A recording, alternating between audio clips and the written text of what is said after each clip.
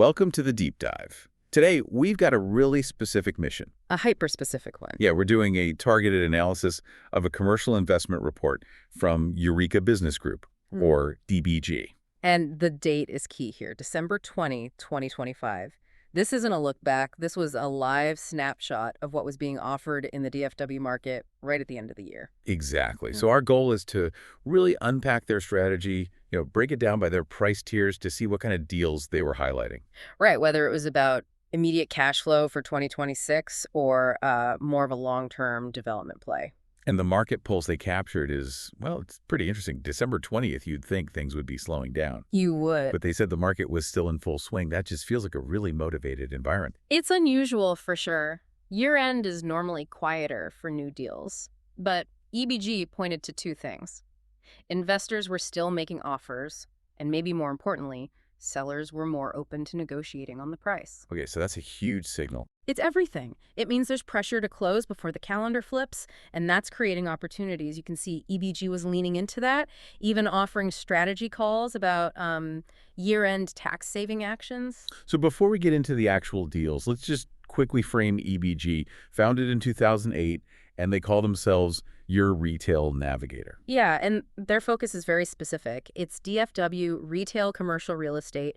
They're serving investors, franchisees, business owners. So they're not just brokers. No, not at all. With services like investment sales, property management, consulting, they're guiding the whole life cycle of the asset. That context is really important for understanding why they chose these specific listings. Okay, let's do it. Let's dive into that first tier. Under $2 million, EBG tags these as the best value. I'm already seeing a theme here. What's that? It's all about accessibility.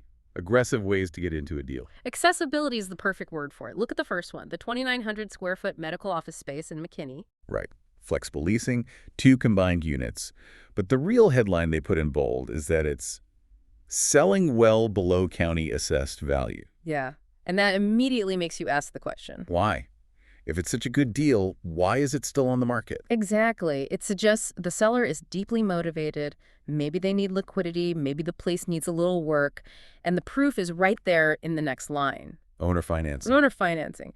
The seller is willing to act as the bank, which just, it dramatically lowers the barrier to entry for a buyer, especially if bank loans are tight. That's a huge tell. Okay, next up is a completely different asset type. Self-storage. Right. In Denison, Texas, it's about 9,600 square feet, and it's already making money almost 86% occupied.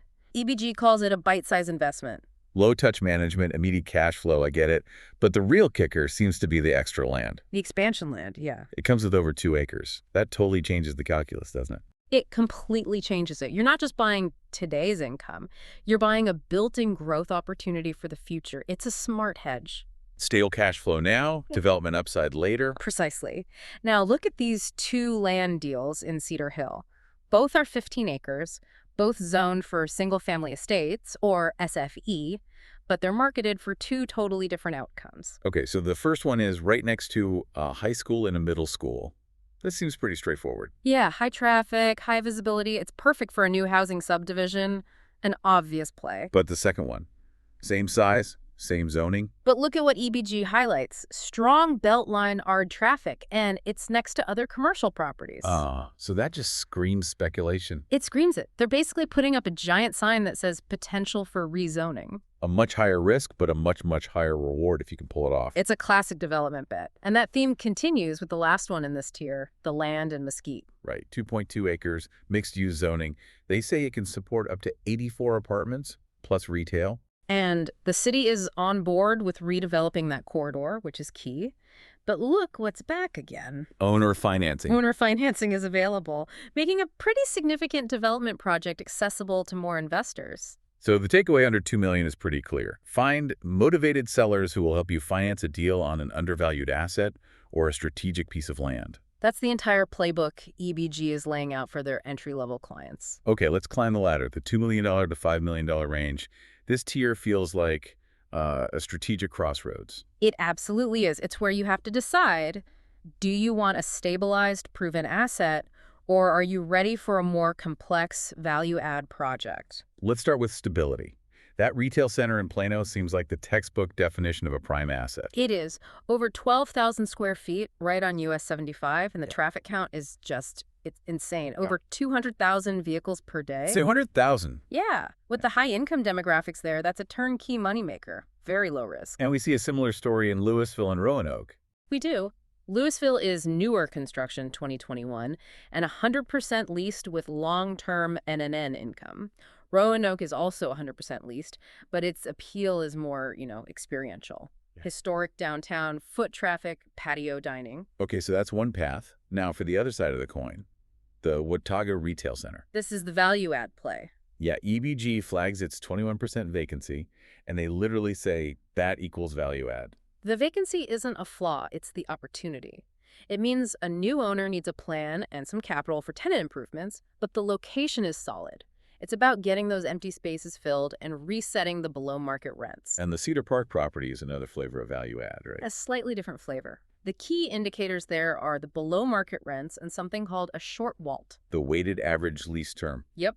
A short WALT just means leases are expiring soon, so you get a quick shot at rolling tenants to higher market rate rents. And its location helps de-risk that strategy. Massively. It's right next to the huge Bell District redevelopment, a $750 million project that suggests the whole area is about to appreciate, which lifts all boats. And there's one last oddball in this tier, a big chunk of residential land in Cedar Hill. That's right, almost 38 acres.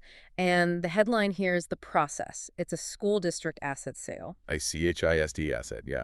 And it's a sealed bid opportunity. Which is a whole different ballgame. It's not a negotiation. It's a one-shot, best offer wins situation. You have to be very confident in your numbers. Okay, moving up to the big leagues. $5 million and above. The logic here seems to shift completely. It does. At this scale, it's all about stability, durability, and being near major anchors. So in that $5 to $10 million range, we see two big retail centers, both 100% leased. Right. Arlington is a classic, high-performing corner at a signalized intersection in a dense, wealthy area. Secure. But the Forney Center is interesting. It's also 100% leased, but its strength comes from being shadow-anchored by Walmart and Kroger. That's the key. Those giants guarantee a constant river of shopper traffic to the center. Plus, Forney is one of the fastest-growing spots in all of DFW. So you have the stability of it being fully occupied. And the upside of having below-market rents that you can raise as leases turn over, it's the best of both worlds. There's also a property that's a bit outside the immediate DFW core, in Killeen. Yeah, a 57,000 square foot retail center. The rationale here is really specialized. It's driven by strong military-driven demand. Right. Fort Cavazos provides this unique, non-cyclical economic engine. It's a really stable tenant base. EBG tags this one as a long-term hold stability asset. It's a bet on a permanent economic driver. Makes sense. And they mentioned a $10 M plus category, but it's more of an idea than a list of properties. It implies the largest assets, regional power centers, huge ground-up development plays. So we've gone from a small office space in McKinney all the way up. Let's try to synthesize this. If you take a step back, what's the big picture narrative EBG is telling the market here? I think we see a clear geographic 1-2 punch. They're hitting the core DFW submarkets, Plano, McKinney, Arlington. The established areas. But they're also pushing hard into these high-growth regional markets around the perimeter like Denison, Killeen, Watauga. They're positioning clients to catch growth from both directions. And the justification is almost always the same. It's deafeningly consistent, isn't it? Yeah. High traffic counts, proximity to major anchors. It's retail real estate 101, just supercharged by Texas growth. That's the data, but I think the real insight is in the type of deals they're sourcing.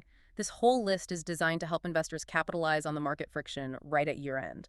You can really boil their strategy down to 3 core plays. Okay, what are the 3 plays? First is stabilized income. Those are your turnkey, 100% leased NNN properties, like in Louisville or Arlington, for anyone who wants cash flow and minimal risk. Simple enough. What's number 2? Number 2 is the value-add acquisition. This is where you target the market's inefficiencies, like high vacancy or low rents. The Watauga and Cedar Park deals are perfect examples. They require work, but that's where the upside is. And the third play, which we saw a lot of in that lowest price tier. Future development and speculation.